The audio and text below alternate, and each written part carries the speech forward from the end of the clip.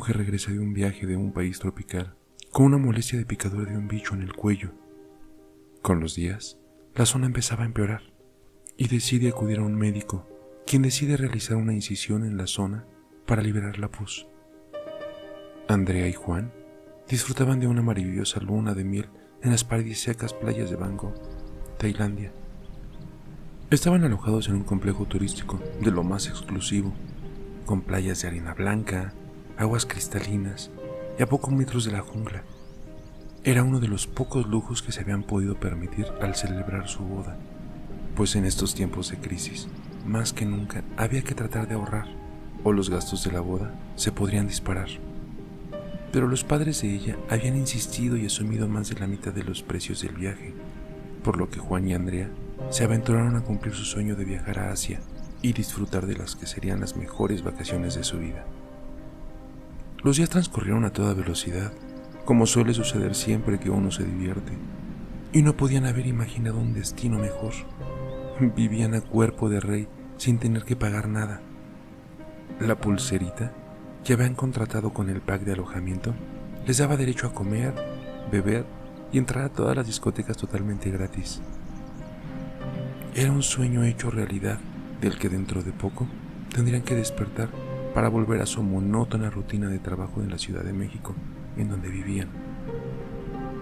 Cuando quedaban solo 2 días para tener que regresar, se hicieron amigos de una guía local que les prometió llevarles a una cascada que pocos turistas llegaban a conocer.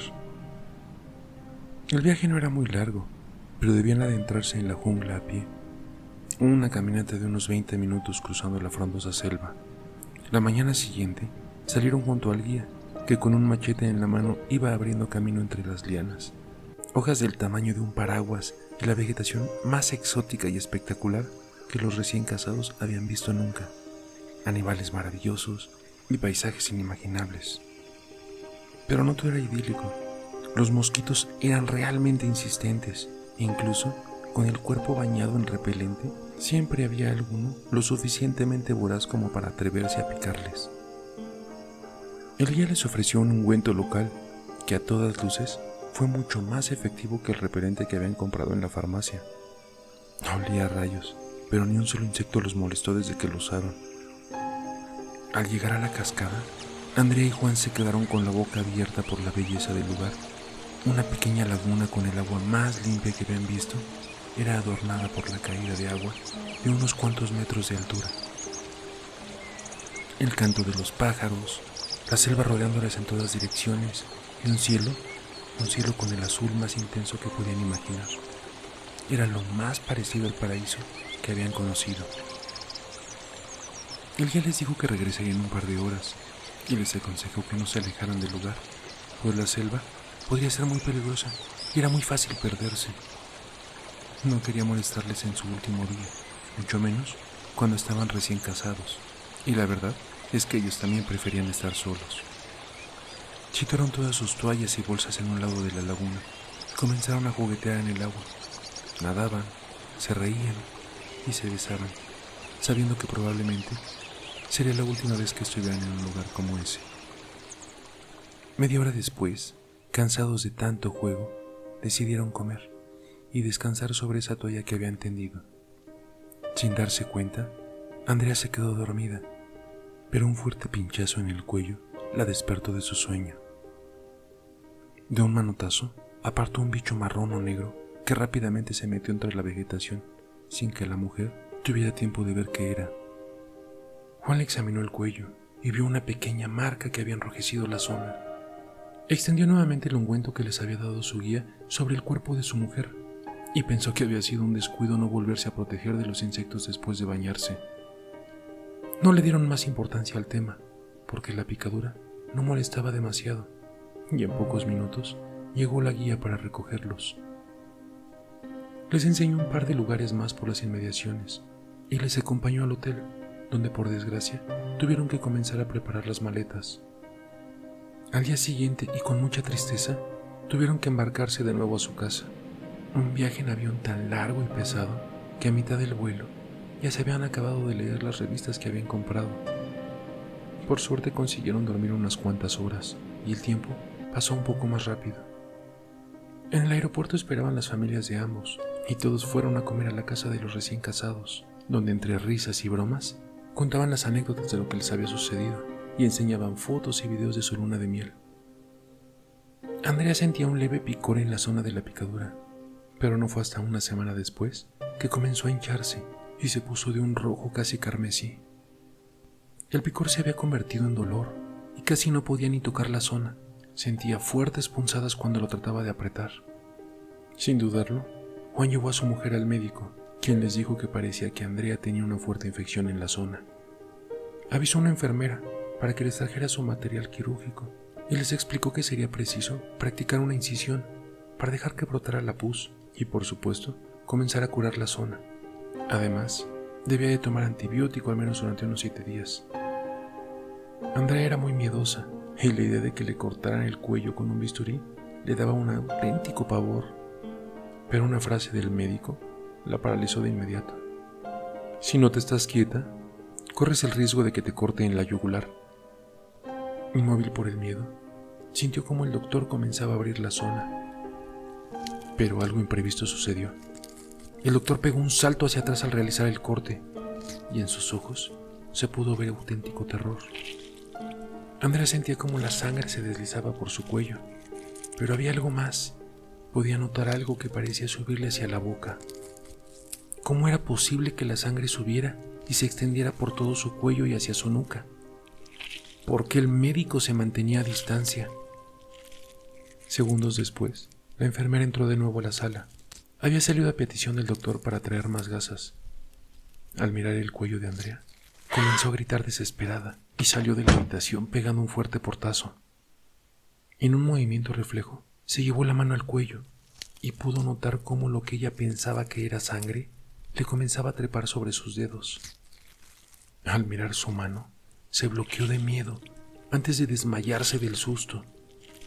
Decenas de pequeñas arañas manchadas de sangre y su pus se movían desesperadas en sus dedos, y muchas más trataban de escapar por el agujero recién abierto en su cuello. La infección del cuello de Andrea se extendió hacia su mejilla derecha. Aquella criatura negra era una araña, cuyo veneno hace que la piel de la zona de la picadura se empiece a gangrenar. Por más cirugías que le practicaron a Andrea, quedó desfigurada para siempre. Su esposo Juan no soportó más, la abandonó. Andrea actualmente está recluida en un hospital psiquiátrico de la Ciudad de México. Por cierto, aunque parezca increíble y duden de la veracidad de esta leyenda, no parece del todo imposible cuando existe una multitud de personas que descubren que un insecto como moscas, avispas, etc., depositan huevos en el interior de su cuerpo. Normalmente el huevo eclosiona en el interior del cuerpo y su larva comienza a devorar la carne alrededor hasta abrirse un pequeño agujero para salir ya convertido en un adulto. Pero existen casos más escalofriantes como el de personas a las que les han encontrado cucarachas, arañas, saltamontes viviendo dentro del oído. O el más perturbador de todos, una joven estadounidense realizó un viaje a las selvas de Colombia. Al llegar a su casa, empezó a tener fuerte picazón y dolores de cabeza. Al examinarla en el hospital, descubrieron que tenía cientos de larvas de la mosca de la muerte, alimentándose de su carne. Pero esto es otra historia.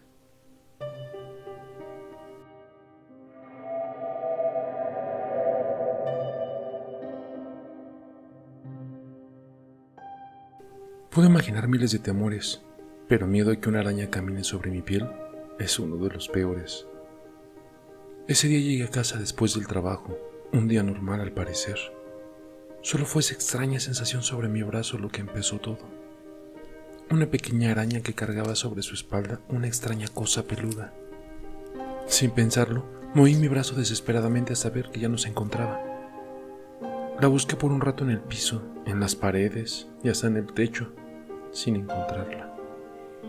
Fue cuando lo pensé por primera vez.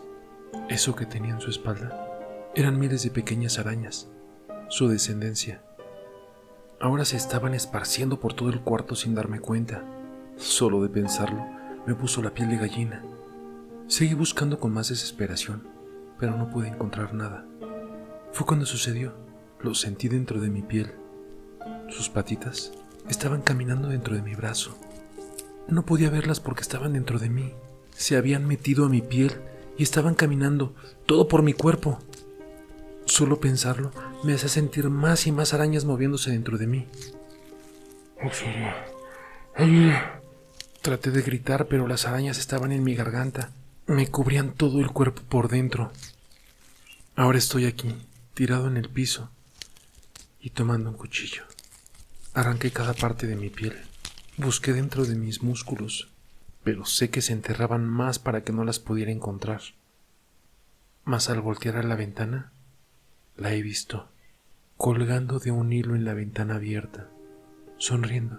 Debe ser otra araña esperando a que alguien más venga e invadir su cuerpo como lo hicieron con el mío.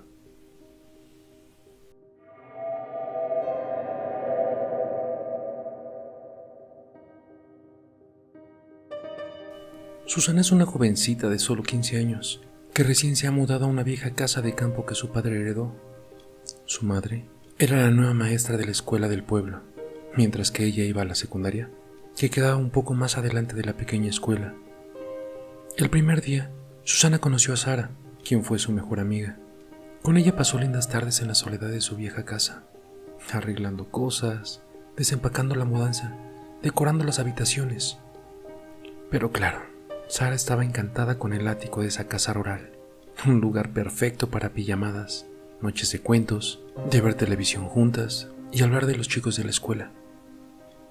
Lo que no sabían ni Susana ni Sara es que esas viejas construcciones tienen mucho que esconder, pero mientras que no lo descubran, su vida transcurrió tranquila y como amigas la pasaban muy bien juntas. Cierta tarde, cuando trataban de montar unos globos chinos en el techo, se dieron cuenta de que se caía a pedazos, pero muy lentamente. De aquel hueco salían raras fibras blancas que se sentían pegajosas. Parecían telas de araña, pero no se veía ninguno de esos animalejos entre la madera húmeda y desgarrada. Susana bajó a buscar con qué terminar de romper esa parte del techo, para sacar todo aquello antes de que terminara de dañarlo, y así poder acondicionar el ático. Cuando volvió a subir, su piel se erizó y sus piernas empezaron a temblar.